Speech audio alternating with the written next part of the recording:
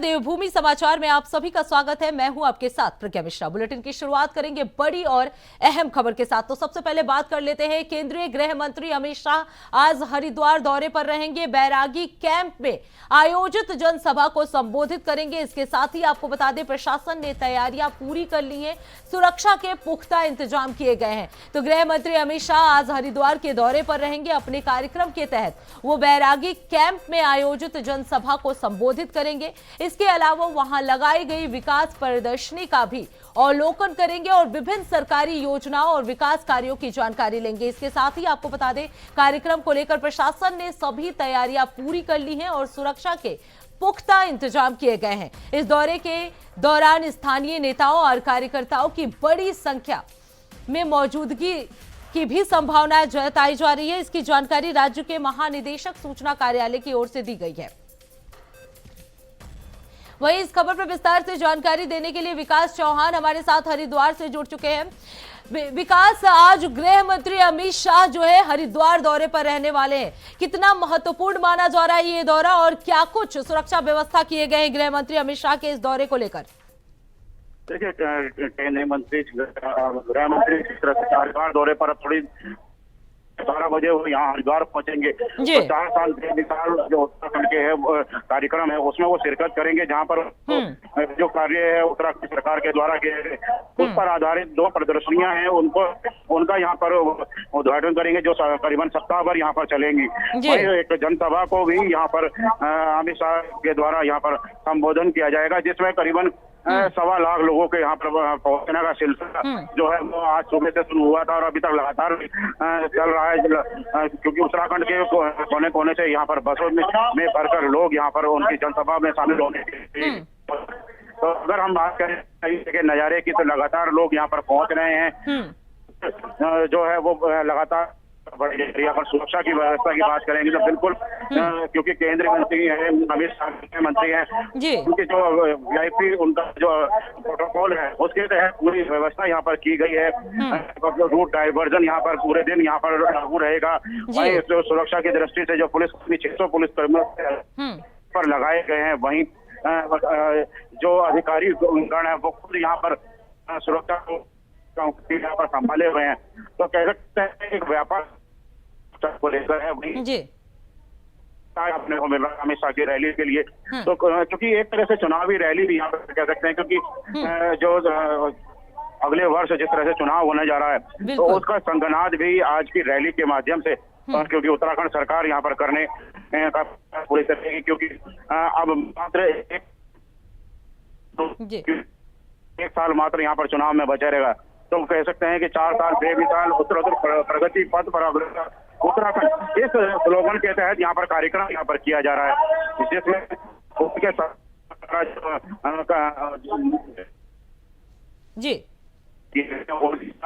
जो नए कानून यहाँ पर उत्तराखंड सरकार के द्वारा लागू किए गए हैं उनकी प्रदर्शनी भी यहाँ पर लगाई गई है। जी बिल्कुल विकास, अगर बात की जाए प्रदर्शनी के लिए तो उत्तराखंड विकास कार्यों की जो प्रदर्शनी दिखाई जा रही है, क्या केंद्र सरकार आने वाले समय में राज्य के लिए कोई बड़ी योजनाओं को भी लागू कर सकते हैं या कोई बड़ी परियोजना लाने की तैयारी में है?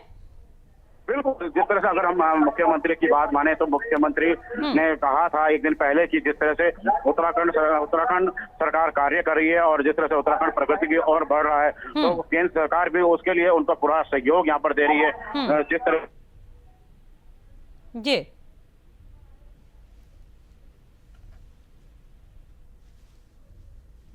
जी बहुत बहुत धन्यवाद विकास, इस खबर पर विस्तार से जानकारी देने के लिए। तो आपको बता दें, आज हरिद्वार के दौरे पर गृह मंत्री अमित शाह रहने वाले हैं। बैरागी कैंप में आयोजित जनसभा को वो संबोधित करेंगे। इसके साथ ही कई योजनाओं की समीक्षा भी वो करने वाले हैं।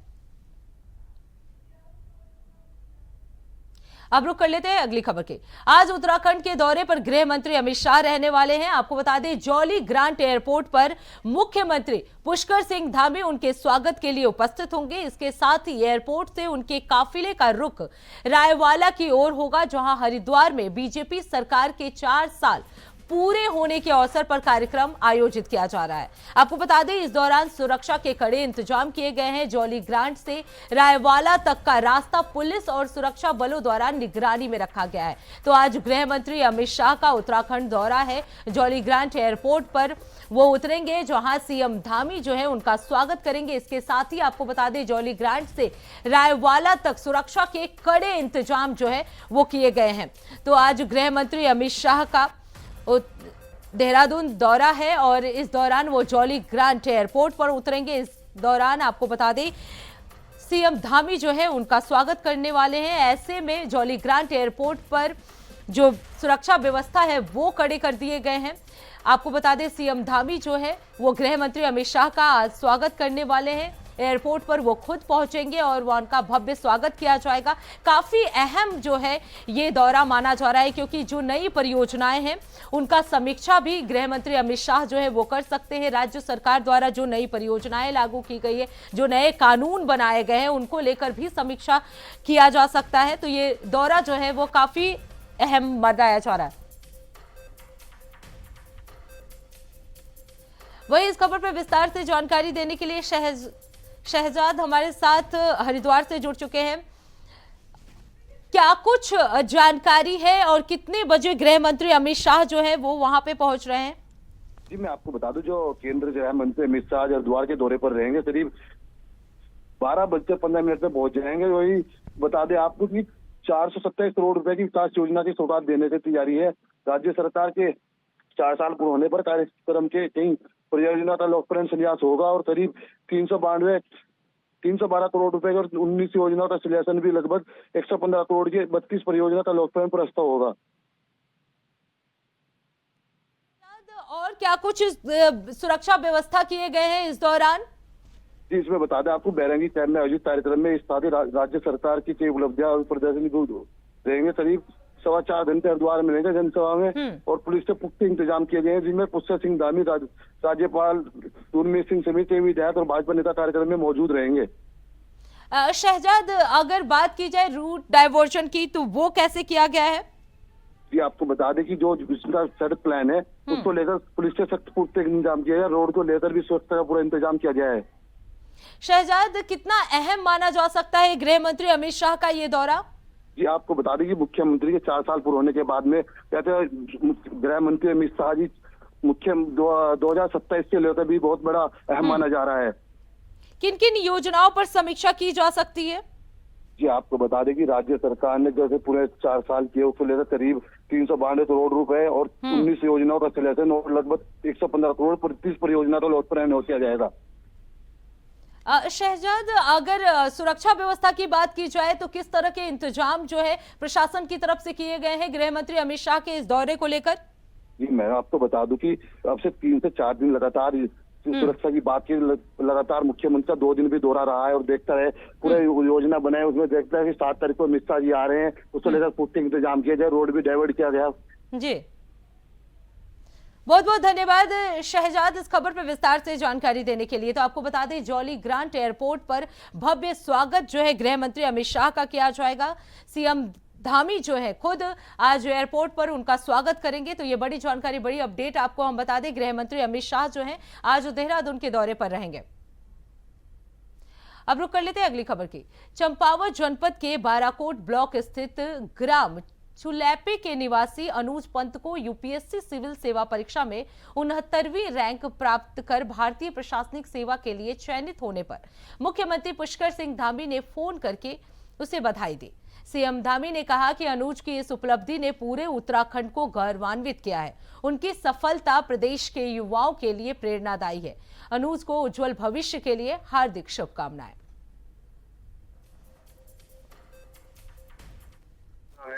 अनुज, नमस्ते। हाँ सर, प्रणाम सर। हाँ, प्रणाम प्रणाम। बहुत बहुत मेरी तरफ से आपको बहुत शुभकामनाएं। बहुत अच्छा आपने जो है धन्यवाद सर। बहुत अच्छा आपने मेहनत करी और आपको भी बहुत बधाई। परिवार में माता पिता जी को सबको मेरी तरफ से बहुत बधाई सबको, है ना।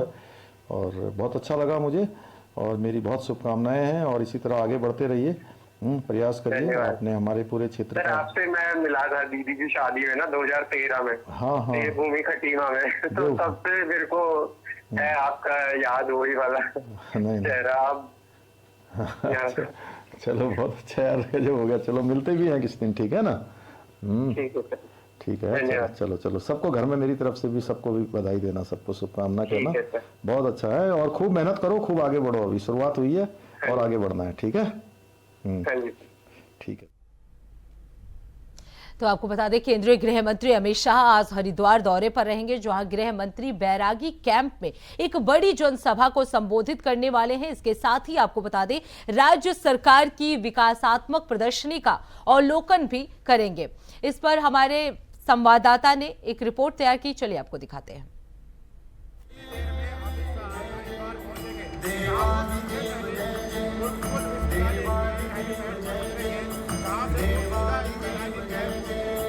कार्यक्रम स्थल है, वहां पे पहुंचेंगे। और अब रुक कर लेते हैं अगली खबर की। आज गृह मंत्री अमित शाह के हरिद्वार दौरे को लेकर उत्तराखंड सरकार ने व्यापक तैयारियां की हैं। सरकार की ओर से इस दौरे को लेकर सुरक्षा व्यवस्था और प्रशासनिक पहलुओं पर विशेष ध्यान दिया गया है। वहीं आपको बता दें, विपक्ष ने इस पर तीखा तंज कसा है। वरिष्ठ कांग्रेस नेता और विधायक काजी निजामुद्दीन ने कहा कि उन्हें अमित शाह से कोई उम्मीद नहीं है। उन्होंने आरोप लगाया कि जहां चुनाव होते हैं वहां अमित शाह जरूर पहुंचते हैं। काजी निजामुद्दीन के मुताबिक उत्तराखंड में चुनावी माहौल को देखते हुए अमित शाह का बार बार आना राजनीतिक फील्डिंग लगाने जैसा है।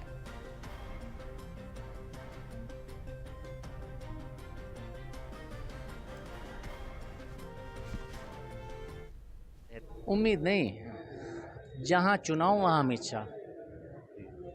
जिस प्रदेश में चुनाव होना होगा उसमें हर महीने अमित शाह पहुंचते हैं, वहाँ फील्डिंग लगाते हैं ये जाकर, और हर साम दाम दंड भेद जितने लगाए जा सकते होंगे समझते हैं चीज़ों को, फिर वो सारे लगाने की कोशिश करते हैं। अभी आप देखते रहिए, बंगाल में अब इनके दौरे बढ़े हैं, अभी तमिलनाडु हैं, केरला, जो इलेक्शन, आसाम, जो इलेक्शन गोइंग स्टेट्स हैं वहाँ इनके दौरे बढ़ जाते हैं। फिर अब नेक्स्ट फेज़ में पंजाब, उत्तराखंड, गोवा और उत्तर प्रदेश में इनके दौरे बढ़ेंगे। तो अमित शाह जी तो इलेक्शन मोड में रहते हैं और इलेक्शन के स्ट्रैटेजिस्ट हैं इनके, तो वो जहाँ जहाँ चुनाव होगा वहीं अमित शाह जी होंगे। तो विकास, डेवलपमेंट, स्कूल, अस्पताल, इससे इनको कोई सरोकार नहीं। अब रुक कर लेते हैं अगली खबर की। रुड़की के पीरपुरा में सूरज सेवा दल ने केंद्रीय गृह मंत्री अमित शाह के कार्यक्रम के दौरान उनसे मिलने का प्रोग्राम बनाया है। आपको बता दें, हरिद्वार मंगलौर हाईवे पर स्थित सूरज सेवा दल के कार्यालय पर सभी कार्यकर्ता एकत्रित हुए हैं। इस दौरान सभा को प्रदेश सचिव मोहम्मद इंतजार के नेतृत्व में संबोधित किया जा रहा है। कार्यक्रम के दौरान सुरक्षा को लेकर भारी पुलिस बल तैनात किए गए हैं। सुरक्षा सेवा दल के कार्यकर्ताओं ने इस आयोजन को लेकर उत्साह दिखाया और अपनी मांगों को अमित शाह तक पहुंचाने की योजना भी बनाई है।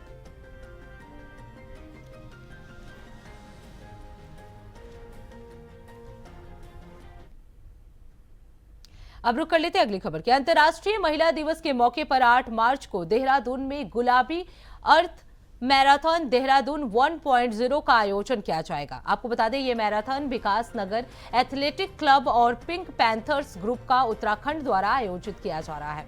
इस दौर में 21 किलोमीटर, 10 किलोमीटर, 5 किलोमीटर और 2 किलोमीटर मनोरंजन दौड़ की श्रेणियां होगी। सभी प्रतिभागियों को पदक प्रदान किए जाएंगे, जबकि विजेताओं को ट्रॉफी और नगद पुरस्कार भी मिलेंगे। आपको बता दें, कार्यक्रम के दौरान सुरक्षा के लिए पुलिस बल तैनात रहेगा, जबकि स्वास्थ्य सेवाओं के लिए कैलाश अस्पताल, चिकित्सालय सहयोगी और डॉल्फिन पीजी संस्थान फिजियोथेरेपी सहयोग के रूप में शामिल होंगे। इस प्रतियोगिता में उत्तराखंड के सभी 13 जिलों के साथ अन्य राज्यों के धावक भी हिस्सा लेंगे। आपको बता दें, यह आयोजन महिला सशक्तिकरण के प्रतीक के रूप में देखा जा रहा है।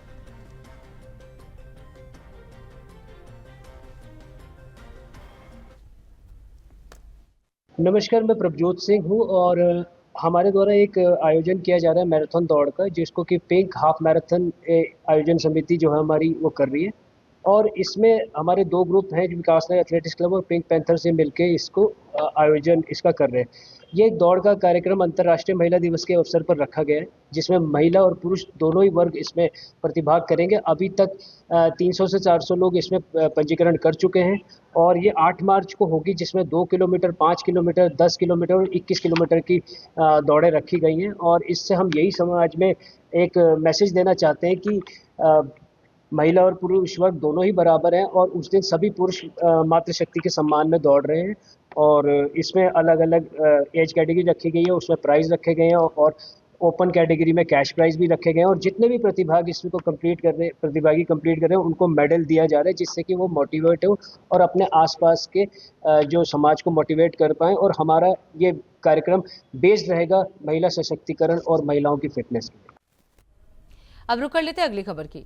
नगर निगम देहरादून द्वारा निर्मित शहर के पहले फूड कोर्ट डेस्टिनेशन का कार्य अपने अंतिम चरण में पहुंच चुका है और ये शीघ्र ही जनता के लिए खुलने वाला है। आपको बता दें, ये food court Maharana Pratap sports college के निकट रायपुर थानो रोड पर स्थापित किया जा रहा है और नगर निगम की प्रमुख परियोजनाओं में से एक है। यहाँ विभिन्न राज्यों और देशों के व्यंजनों का आनंद एक ही स्थान पर मिलेगा। फूड कोर्ट में 31 संगठित दुकानों का निर्माण कार्य पूरा होने वाला है। साथ ही स्वच्छता, लाइट शो और वॉकिंग गैलरी की सुविधाएं भी प्रदान की जाएगी। पार्किंग व्यवस्था, सौंदर्यीकरण का भी काम अंतिम चरण में है। आपको बता दें, नगर आयुक्त नमामि बंसल ने बताया कि इस परियोजना से देहरादून को एक नए स्तर पर विकसित किया जाएगा, जैसे इंदौर मॉडल में फूड पार्क है।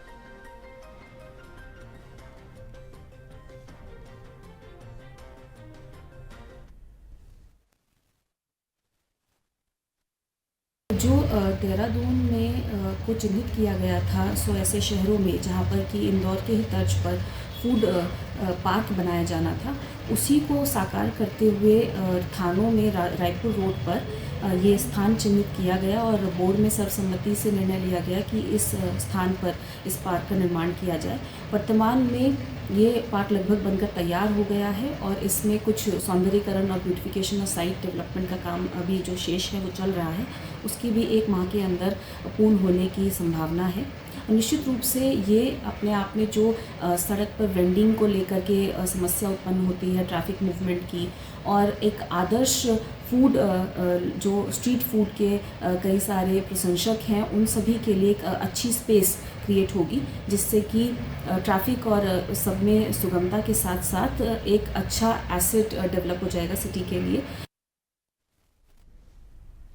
अब रुक कर लेते हैं अगली खबर की। मसूरी में साहित्य, संस्कृति और भारतीय ज्ञान परंपरा को नई पीढ़ी से जोड़ने के उद्देश्य से प्रभा खेतान फाउंडेशन ने विशेष संवाद कार्यक्रम आयोजित किया। राइट सर्कल और एहसास के संयुक्त तत्वाधान में हुए इस कार्यक्रम में प्रसिद्ध एस्ट्रोलॉजर और लेखिका शालिनी मोदी मुख्य वक्ता थी। कार्यक्रम का विषय mythology with modern life in device relationship था, जिसमें ज्योतिष, वेद पुराण और आधुनिक जीवन के बीच संबंधों पर चर्चा की गई।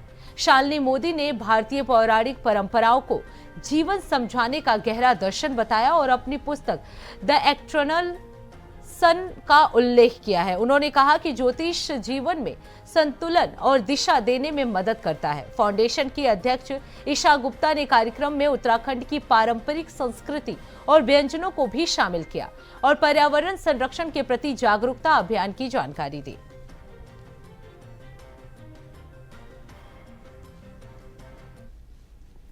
ये प्रभा खेतान फाउंडेशन का हमारा 4th एपिसोड है जो मसूरी में कर रहे हैं। मैं एहसास वुमेन मसूरी हूँ एंड जो आज का हमारा सब्जेक्ट है एस्ट्रोलॉजी एंड माइथोलॉजी।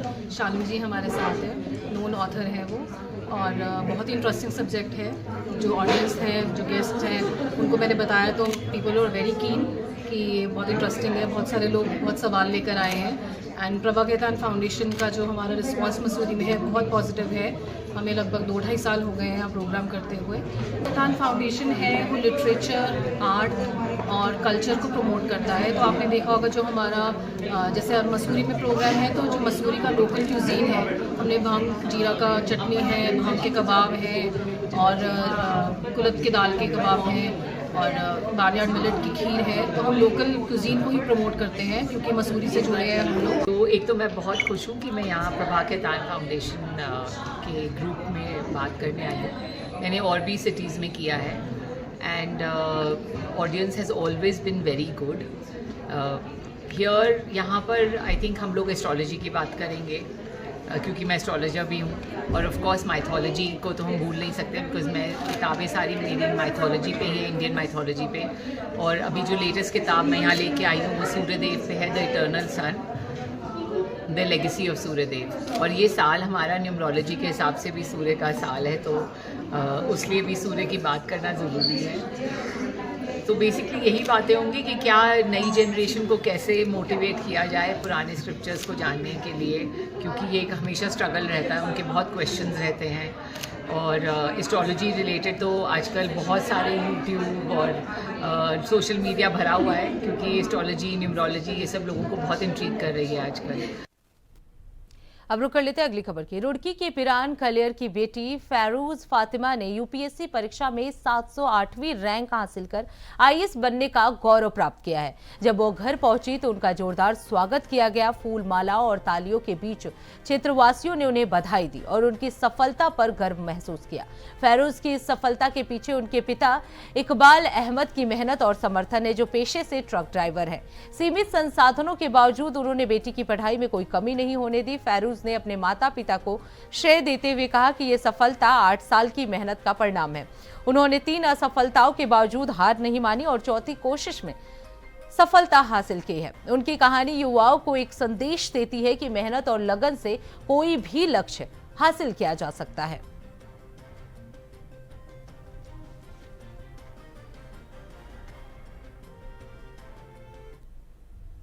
अब रुक कर लेते अगली खबर की। हरिद्वार में टीवी और फिल्म अभिनेत्री हेली दारूवाला ने हर की पैरी पर गंगा आरती में शामिल होकर धार्मिक अनुष्ठान का हिस्सा बनी। आपको बता दें, उत्तराखंड में अपनी नई फिल्म की शूटिंग के सिलसिले में वो कई दिनों से राज्य में हैं और इस दौरान उन्होंने गंगा आरती में शिरकत की। हेली दारूवाला स्टार प्लस के शो निशा और उसके कजन्स में कृति और कलर्स टीवी की नागिन में अनु की भूमिका के लिए जानी जाती हैं। इसके अलावा उन्होंने कई फिल्मों और म्यूजिक वीडियो में भी अपना अभिनय किया है।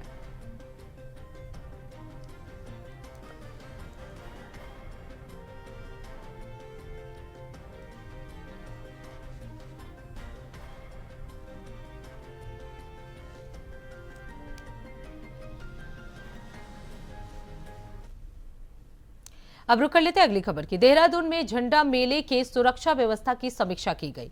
पुलिस अधीक्षक नगर ने मेले के स्थल का निरीक्षण कर सुरक्षा के इंतजामों की जांच की।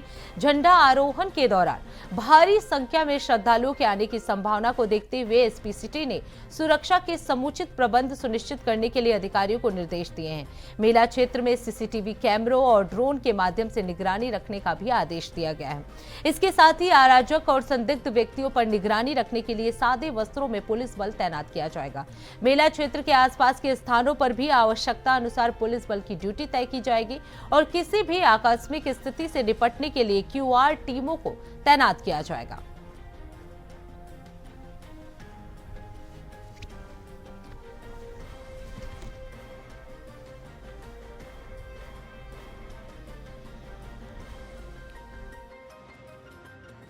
की भीड़ को ध्यान में रखते हुए सुरक्षा के पुख्ता इंतजाम किए गए हैं। ड्रोन से मेला स्थल पर निगरानी रखने के निर्देश जो है सभी अधिकारियों को दिए गए हैं। तो देहरादून में झंडा मेले की सुरक्षा व्यवस्था को लेकर कड़े इंतजाम किए गए हैं। श्रद्धालुओं की भीड़ को ध्यान में रखते हुए सुरक्षा के इंतजाम किए। तो इसी के साथ देवभूमि समाचार में बस इतना ही। देश दुनिया की तमाम बड़ी खबरों के लिए देखते रहिए इंडिया वॉइस। तब तक के लिए नमस्कार।